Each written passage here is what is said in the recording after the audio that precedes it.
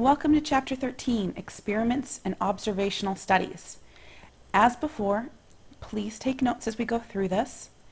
Write down if you come across any sections where you're going, that really didn't make sense to me and you'd like to have it further explained, because we'll be sure that we go over that in class. Remember, in class, we're going to be focusing on doing some practice problems and getting you guys talking to each other to make sure you understand what we're doing. So today we're looking at experiments and observational studies. Now these guys are put in place to do the same thing, to kind of figure out what's going on in a situation, but they have completely different approaches, and because of that they have different pluses and minuses as to the process and the results that you get. Now the big thing is, what's the difference between them? An observational study, by the name, you can kind of tell that it's when you're observing what's going on and you don't necessarily play a role in the happenings of the study. Whereas an experiment, you are actively imposing some sort of a treatment. You're involved and you're changing somebody's experience as they go along. Now, an observational study, by definition, observes and measures variables, but makes no attempt to influence the responses. In an ideal observational study, they don't even know that you're there, because there's a very strongly held belief that just by observing something, you change the outcome, also known as the Heisenberg uncertainty principle, for those of you who are science nerds. And our goal here is to understand what leads to different actions. Now, an experiment is when we are deliberately imposing some treatment on individuals to measure their responses. We want to see what happens when I do this. If I do this, what happens? Now, this is something that's extremely, extremely important.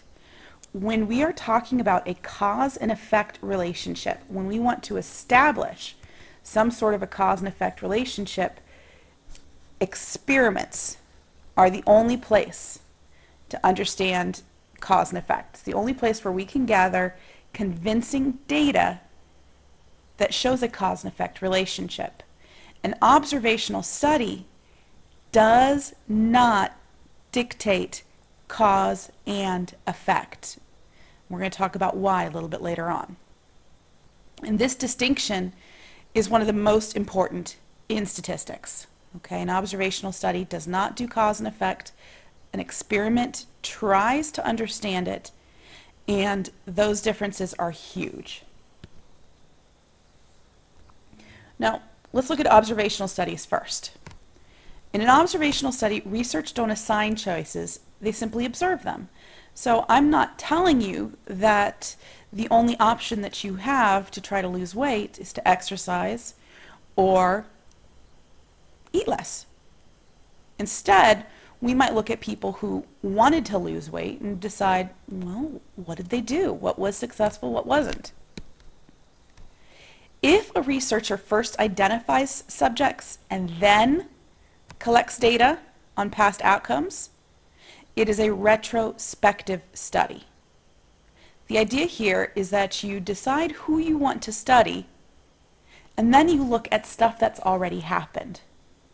For example, if I identified you guys as my subjects and I wanted to figure out what is required in AP statistics to be a good student, or what kind of classes lead to better outcomes, I could go back and I could look at your transcripts, I could talk to your teachers and see what they said. I identified you first, and then I went back and found my data.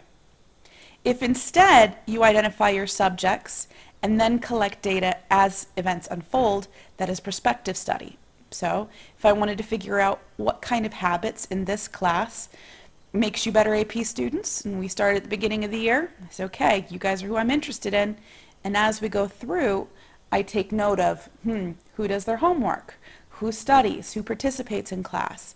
That is a prospective study.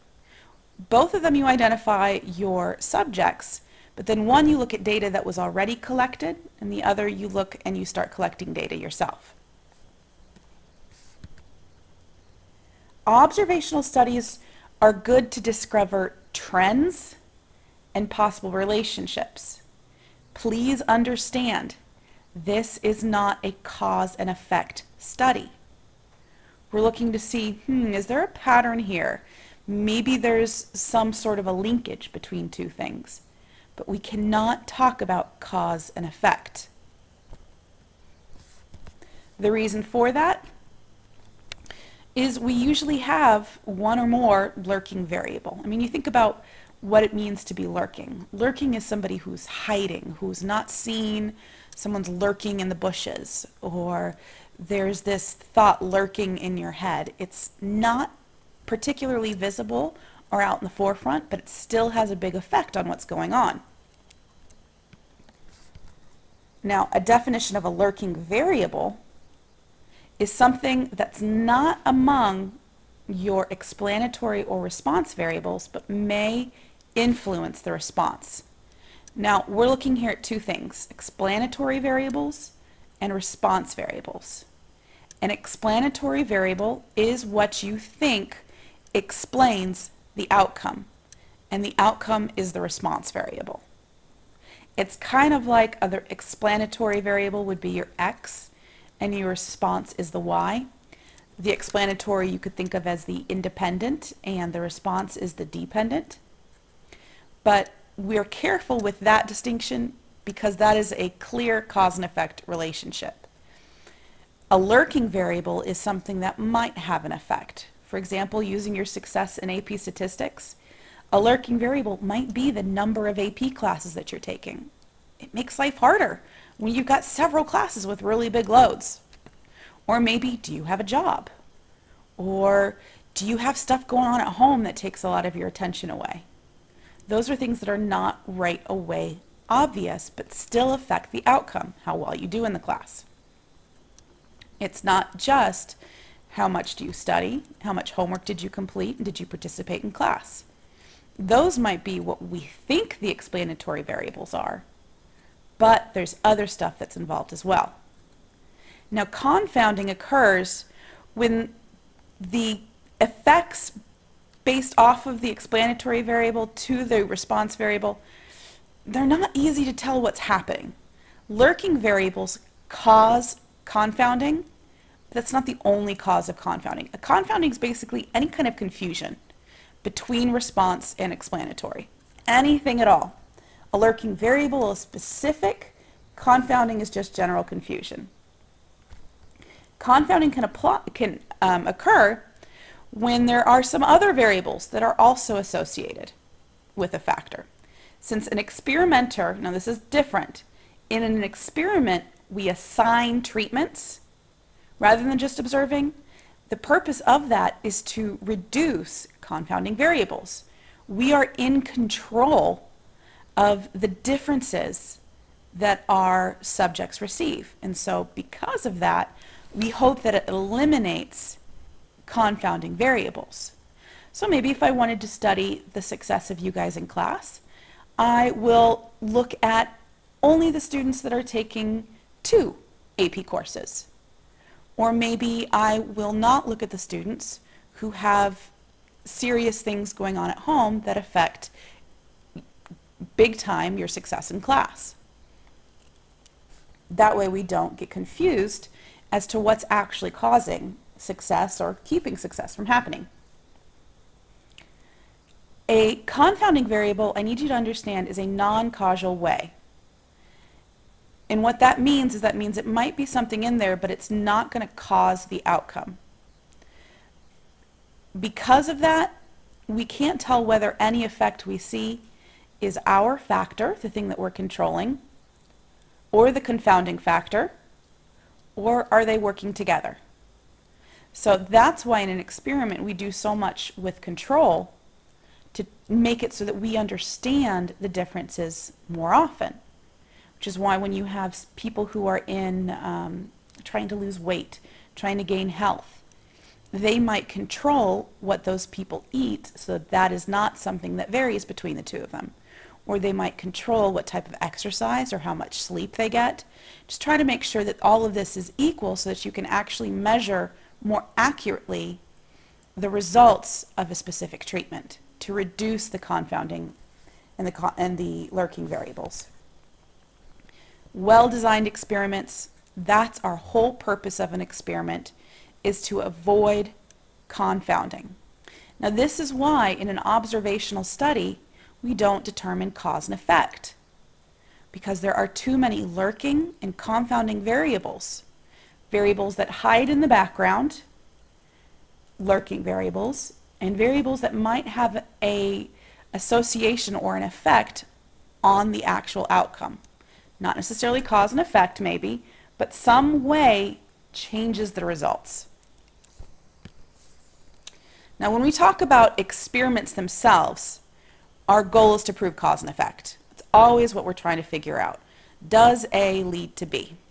I want to know, if I make you guys watch videos at home rather than listening to me lecture on and on and on in class, well, I do an experiment because that's what I need to do. In an experiment, we've got to look at this. These are the key pieces to an experiment. We need to have an explanatory variable. What do we think causes the outcome? We call those explanatory variables factors. You want to think what plays a factor in your results.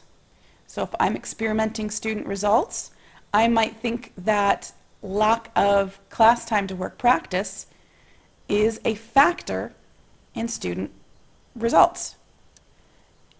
That is what we can manipulate. The manipulating thing, what we're changing or controlling, is our factor. Our response variable is what we see when we come out. So my response variable might be student test scores.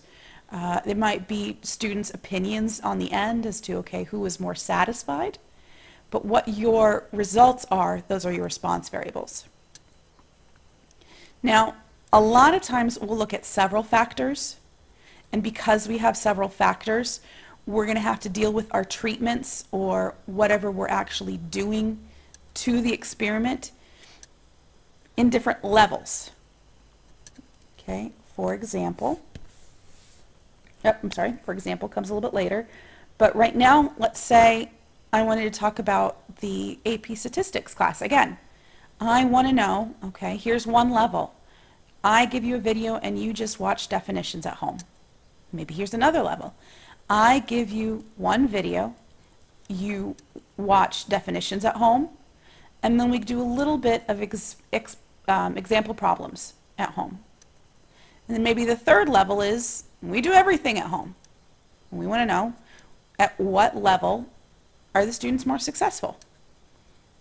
An experiment manipulates those factor levels. Okay, what we're doing is we're controlling what the levels are to create treatments. Think about a treatment for a disease. You can control the level of medication that somebody receives and see which one is the most effective. The big thing here, and this is why it follows our randomization stuff, is because we are randomly assigning subjects to those treatment levels. Because we don't want there to be any type of accidental bias going on here. And then when we're done, we want to compare the responses across the treatment levels. Okay, so what we're going to do is we're going to identify our factors, identify our levels, and make sure we understand what our response variable is. Now, randomized comparative experiments are the most important, because when we assign subjects treatments at random, it helps eliminate our bias. Remember, that was the whole purpose behind our randomization. Now, comparative, well, people receive treatments, but we have to be able to compare the outcomes between various treatments to understand what has the biggest effect and what response is closest to that which we are looking for. An experimenter observes the response variable and compares the responses for different groups of subjects who have been treated differently. So we randomly assign students or subjects to groups, and then we compare the responses between the two groups. There are a whole bunch of different ways to look at that. But in general, the individuals who we are experimenting on are our experimental units, and sometimes we can call them subjects or participants if we're talking about people. Sometimes if we're talking about animals, they'll still call them subjects, but they won't call them participants. Now, the specific values that an experimenter chooses are called the levels. For example, if I wanted to treat somebody for the common cold, my different levels might be, well, somebody receives no help. We'll talk about a little bit later on. That is called our placebo. We'll have that some people receive vitamin C supplements. Some people might receive some sort of a medicine, and that medicine itself might be at, I don't know, 15 milligrams versus 30 milligrams to see, okay, what are the effects of little and more medicine. Now, a treatment itself is a combination of specific levels from all of the factors that an experimental unit receives. So the treatment would be what kind of supplement did that patient receive. And that treatment has levels of nothing, vitamin C, 15 milligrams of a medication, or 30 milligrams. So treatments are the overarching title, and the levels are what we break those treatments down into. All right, so we're basically done here. What I want to make sure that you guys come in tomorrow knowing is the difference between an observational study and an experiment. What are the key components of an experiment? What are you looking for? You're looking for your explanatory variable and your response variable. You want to make sure that it is random. You want to make sure that it is controlled. And for those controls, those are your treatments, and your treatments occur at levels. Remember the difference between an observational study and an experiment. An observational study, we're just watching, and we cannot determine cause and effects. We can only determine patterns or trends. But for an experiment, the whole goal is that cause and effect relationship.